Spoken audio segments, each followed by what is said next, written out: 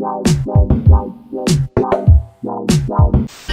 die tonight, I'ma make it look pretty. Hi everyone and welcome to my channel, Skater Scout. My name's Bree and today I will be showing you beginner tricks you can learn while holding on to something. I want to start off by saying I know this video will get hate from gatekeeping skaters saying things like these aren't actual tricks, or if you're a real skater you wouldn't hold on to something. I make content specifically to encourage people to either start skating or to continue skating. I'm 27. I've only been skating for a year and I wish I started earlier. I've always wanted to skate ever since I was little and watched Rocket Power, but it wasn't that inclusive of a community when I was younger. So I always was held back by fear of judgment and just fear in general, as well as it not being that inclusive of a community back then, especially for girl skaters. So I want to help people see representation of other girls skating and just encourage other people to skate, especially with people around my age who are 27 or older who feel that they might be too old to learn something that they've always wanted to learn.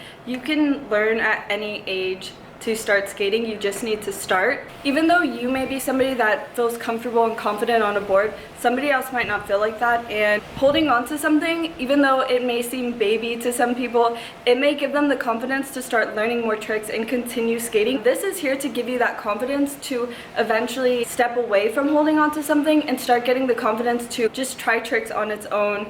But this is a really great stepping stone, even for trying harder tricks like kickflips. It can be really helpful. Also, I wanted to show you guys, I am currently wearing my Wolf & Co. sweats that just came in. It's part of their new collection that came out. So don't forget to check out their Instagram and their website. If you haven't seen my most recent haul of my Wolf & Co. clothes, go check it out.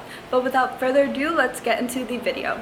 Find a nice place to hold on to and let's get started. So we're going to start off with whatever this is. You want your feet in alignment with where the trucks are and have the board over your feet, and you're just basically going to jump straight up. This is typically the first trick you'll learn, and it's so amazing to see how hyped someone gets when they get it down, especially if you're struggling with learning an ollie. It shows you that you can progress and learn. Just remember to eventually ease away from holding on. Next up we have this one. I'm not sure what it's called, but you're going to start off with your board primo, and there's two ways to do it. If you have your board like this with the wheels facing out, you're going to have your toes on the wheels and your heels hanging off. Kind of just pushing your toes forward and you kind of land on the board. It looks way scarier than it actually is, but you can see here it's really simple and it's so easy to just land back on the board. Just to get an idea, you can kind of see if you just put your foot down and you're pushing it over, that's basically what you're doing, and just landing back on top. Second way to do this trick is with the wheels facing towards you, and you're going to have your heels on the wheels and your toes hanging off, and you're basically just going to jump up and kick back.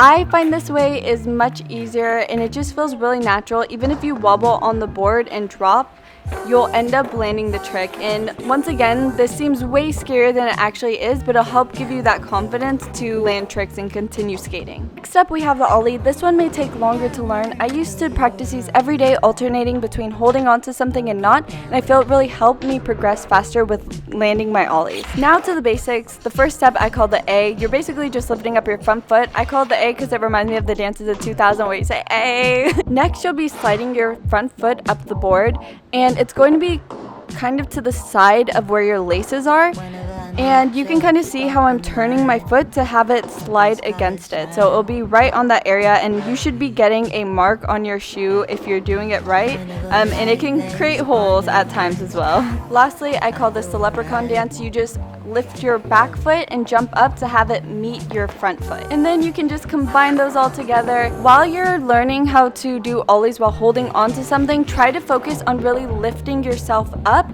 to get that air time that you may be afraid to get when you aren't holding on to something. Next up we have a shove. I like to make sure that I have enough space between me and whatever I'm holding on to, because you are going to have to jump forward and the board does go forward. To the basics, similar to the ollie, you're just going to lift up your front foot, but then you'll kick back your back foot and just jump forward. I call it the hopscotch. This tip may seem weird, but it has helped my friends land shoves who have never skated before. Just hold your board in a mani, so all you have to worry about now is kicking back and jumping forward onto the board. Once again, once you start getting it consistently, try doing it with just one hand and then try no hands. Next up we have the front shove. I actually learned how to do front shoves while holding onto something as well.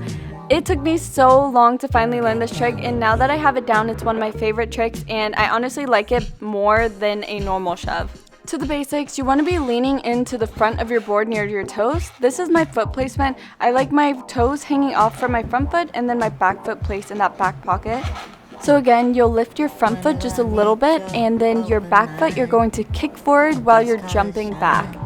When learning a front jump while holding onto something, I find it super helpful to have your board really close to whatever you're holding onto because you need space to jump back and you don't want to have to be stretching your arms when doing this. I honestly feel you just have to get used to jumping back rather than forward, but then you got it. Next we have board slides. So you will need a parking stump or something similar that you can move to an area that you can hold onto something, and you can get creative with it. Just make sure that the parking stump that you get is made out of plastic and not rubber so you can actually slide on it. So I'm using wax that was given to me as a gift by Black Girl Skate. I recommend if you're just starting out, don't put anything on because you don't want it to be too slippery, but sometimes I may just put it on the board or on the actual parking stump. In trying these, I would recommend starting towards the end of the parking stump and working your way to a longer board side. And I also still am learning these, but I thought this may be helpful to you guys as well. Lastly, we have nosebleeds. These took me so long to realize it's just all about foot placement. So you just need your feet on the very edge, kind of like in a penguin walk, so that when you ride up to the curb, you can just easily put your weight all onto the other foot. I used to do it where I would shift my foot at the last minute to try to lean into it, and that just doesn't work. So just already have your feet ready. It's super simple once you get that down. Thank you all for watching. If you enjoyed this video, don't forget to like, comment, and subscribe. I will be posting more skate tips and tricks in the future. I will catch you in the next video. Bye!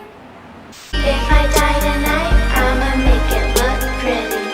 Yeah, I'm in your spot, yeah, I'm in your city. Acting real rude, bad attitude, acting real